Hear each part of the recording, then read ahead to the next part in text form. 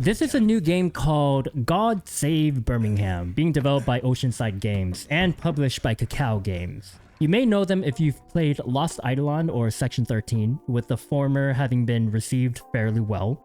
Save Birmingham is a zombie survival game set in Birmingham during the 1300s, with more of a focus on hordes of slower zombies than fast-moving mutated ones. Of course, that doesn't mean they won't add unique zombie types, but from the article posted by the creative director, I can assume that a majority of the game will have you dealing with slow hordes, since those types were his favorite. As with other survival games, you have a hunger and thirst meter requiring you to explore the world for supplies and materials for both weapons and building your base. The 8-minute video that was posted with gameplay showed a character sneaking around while picking up objects in the environment. We see a ton of work was put into the animation of the character in each and every one of his actions, which might have you feel suspicious about the game, but I'll get more into that later. So we see a character sneak into a room and quickly and loudly take down the first zombie in his way, and he grapples with another, showing us what it looks like when a zombie gets their hands on us. The director calls this a zombie procedural grappling system, where we can see a character struggling but eventually push the zombie away, killing it at the same time. Now, what key inputs or required stats we need to win these grapples, we're still not sure. Then he swings left and takes down the third zombie by chopping off his leg and following up with a decapitation. This follows on the aim-based striking system that the director was talking about, which means that we'll have to be deliberate with where we aim to take down these zombies. I think this system sounds pretty fun, a good way to include skill element to the combat, and I really hope it works well. Imagine you can chop off the leg of a zombie and then the zombies behind it trip over it and they fall. That would be very interactive if they can make that work. Afterwards, we see the person manipulate the various objects in the room, pushing a dresser to block the door, moving a chair so we can climb up and over an opening in the wall to get to the other side. They also showed the player creating a makeshift bridge out of a ladder that they pulled up and then destroyed it to prevent zombies from following. If all this environmental manipulation works on full release, I will be extremely impressed. I'm a big fan of a fully interactable environment, and I do love mechanics that allows you to try what you're thinking. Example, if you're thinking, hey, I could block that door in real life with a dresser if I wanted to, and the game actually lets you do that, it really makes you wonder what other things you'd be able to do in the game. Continuing on, after jumping from the ledge, our guy gets a leg injury and starts limping. So we do definitely have appendage injuries to worry about, which is a neat touch and makes for a more dynamic game. I do wonder if we could prevent the injury somehow.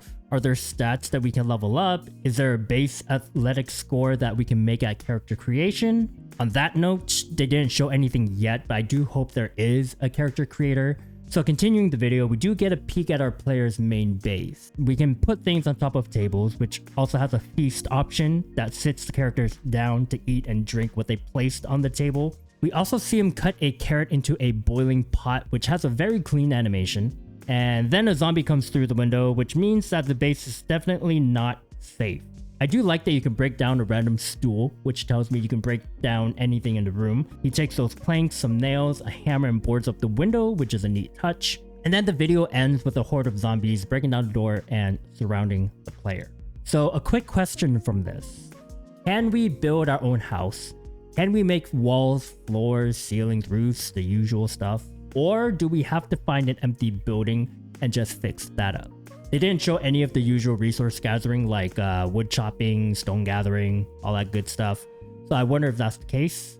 But let's get into the bit of controversy that's propping up due to the gameplay video. If you guys remember the day before, that also had a gameplay trailer that showed us an amazingly crafted zombie shooter with great graphics, animations, and gameplay that were out of this world. People were pretty hyped, but also suspicious about it. And on release, everything we saw in that trailer was pretty much non-existent. What players experienced was extremely shallow and boring, and it looked like they were just using assets bought in the store in lieu of making their own stuff, and there was just a whole hubbub about it, and it was not good. After seeing the footage for Save Birmingham, people are getting a bit of deja vu with how amazing the game looks and how fluid the movements and animations are for the character. To most, it seems that instead of actual gameplay, what we're seeing is a well-crafted cinematic trailer, and I don't blame people for being suspicious about this. But before I condemn Ocean Drive, I do want to say that they have at least released a successful game in Lost Eidolon. Does Birmingham look too good for what they have released so far? Yeah, a little. But while I remain skeptical, as you all should, I'll keep my mind open as more information of the game comes out and we get actual hands-on with an early access release that they will soon announce to us at some point. They haven't yet. But that's it. Let me know what you guys think. I'm a little worried because they are a small studio, which maybe they increased their numbers after Lost Eidolon's success, because they have a bunch of games in the works. They have the DLC for Lost Eidolon's Veil of the Witch. Section 13 is still in early access. They have another game called Dropkick Navi. I don't know what that is, but... And now they have God Save Birmingham.